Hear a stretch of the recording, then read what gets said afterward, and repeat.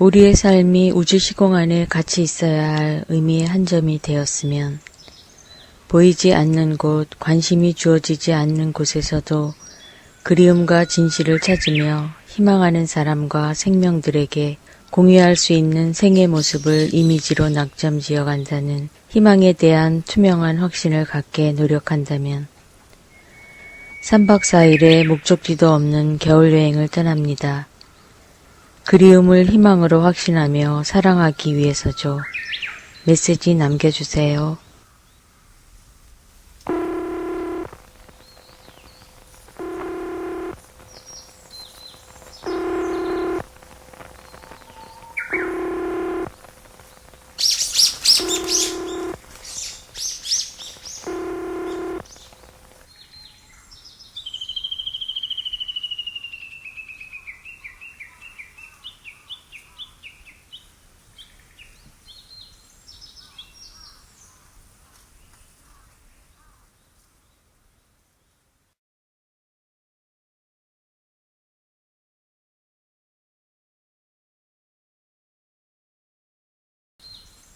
여기서 시인의 딜레마는 시작된다.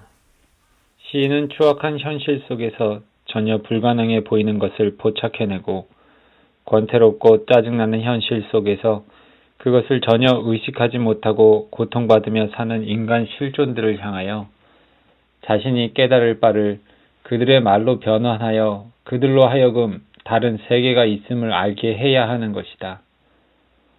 전통이나 동의가 이미 어려워진 그런 것들을 가정할 수 없는 시대 속에서 혹은 통일이나 질서가 명확한 형태로 존재할 수 없는 시대에 있어서 시인이 이와 같은 일을 하기에는 지난하다.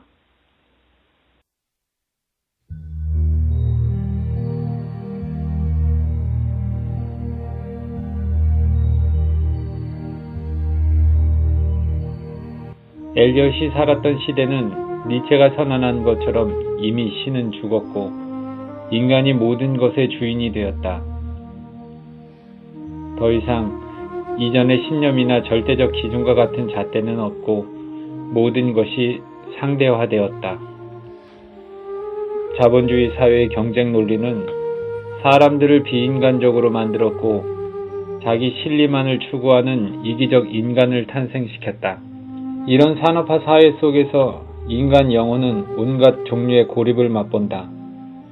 그는 전통과도 하나님과도 분리된 채 폭도가 될 수밖에 없다. 더 이상 전통이나 신앙의 의미가 없었다. 엘리엇의 문제는 이 진공 상태를 향하여 말을 건네야 하는 것이었다. 그는 망설임 없이 의미가 없는 진공 속에서 의미를 찾는 고독한 작업을 시작했다. 그는 현대의 환멸이나 권태 속으로 뛰어 들어가서 거기서 신앙이나 희망의 강력함 뿐만 아니라 그것들의 결여와 조호해야만 했다. 그것은 마치 스올의 뱃속과 같은 무의미의 시면을 뛰어넘는 것이고 온갖 분리된 것들에 새로운 통일성과 의미를 부여해야 하는 것이었다. 엘리엇은 이런 현실에 대해서 대단히 명확하게 깨닫고 있었다. 그래서 그는 의미의 진공 상태를 향하여 말을 걸 준비를 한다. 인식한다는 것은 극복하는 것이다. 구원은 시간의 인식, 즉 현실에 대한 인식에서 시작되고 그것을 통해서 극복의 길을 찾는 것으로 완결된다. 엘리엇에게 있어서 시간은 악에서 악으로 이어지는 통로이다. 그런 시간의 인식, 즉 현실 인식은 두 가지의 태도 중에서 하나를 택하게 되는데 그것은 악과 더불어 공생하거나 아니면 그것에 저항하는 것이다. 엘리엇은 이런 두 가지의 태도 중에서 후자를 택하게 되는데 이런 그의 선택이 종교적 자아 혹은 시적 자아를 형성하게 된다. 이런 시적 자아는 브래들리의 경우에서처럼 표면 밑에 있는 진정한 실체에 관심을 갖게 되고 그것의 등가물을 탐구하게 된다. 시간을 극복할 수 있는 길은 그 시간의 시면인 인간 실존의 비참한 현실로 내려가서 그것을 인식하는 길이다.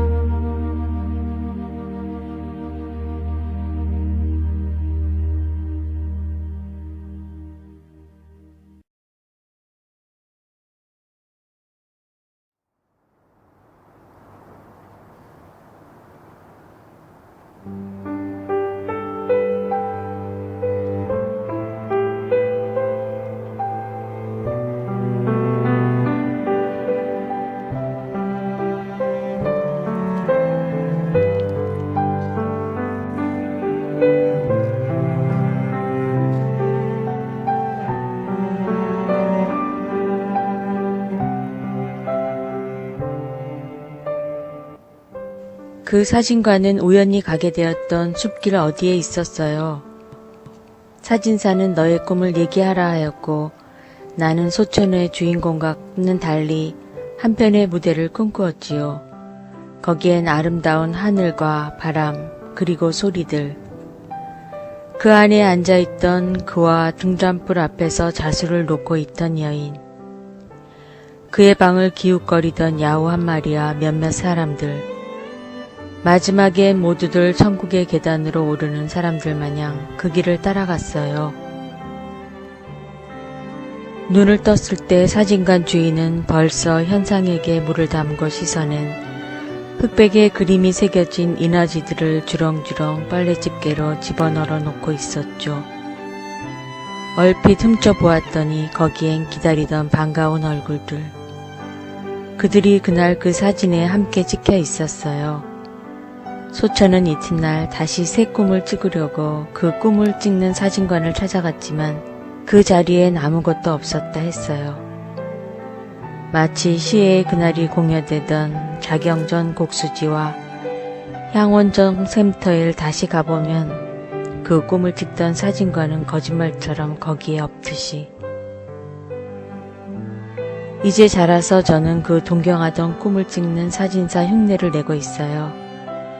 그 누구보다도 나 스스로가 그것을 인화하고 싶어서 꿈을 찍는 사진기를 연구하고 거기에 필름을 담으며 렌즈 앞에 환시를 조각하는 거죠.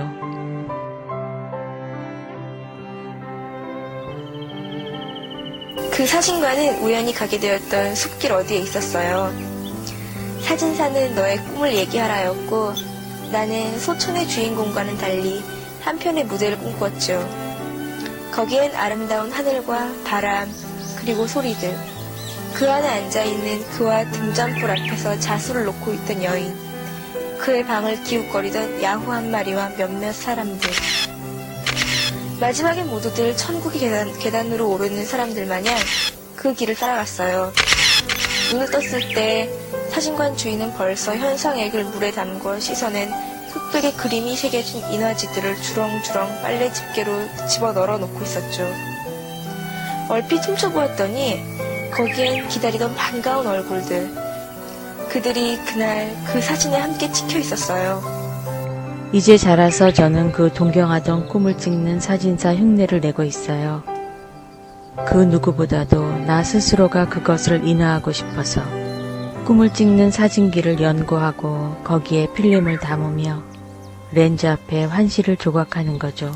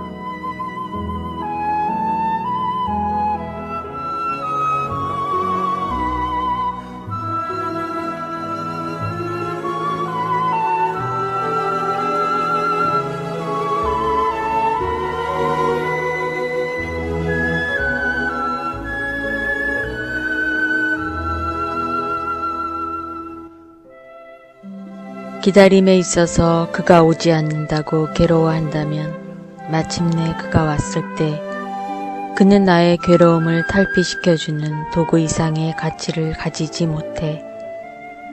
결국 내 무언가를 충족시키기 위한 기다림, 그것은 욕심의 산물일 거야. 나를 버린 기다림은 그를 위한 기다림이며 그 기다림의 목적은 나의 안일이나 즐거움이 아닌 희망이어야 해. 그리하여 기다림의 과정에서 내 자신의 불편이나 지루함은 하찮은 먼지에 불과해지고 오지 않음 역시 위로와 안타까움을 동반한 희망의 표현으로 갈구되는 것. 기다림이 상대적이면 그건 기다림도 아니야. 그래서 기다림이 완성되는 날 내가 산화한다 하여도 불행하지 않으며 야속하지도 않는 그런 기다림. 사는 방식은 모든 것이 그런 기다림의 집합. 그리고 그것이 내가 사는 이유.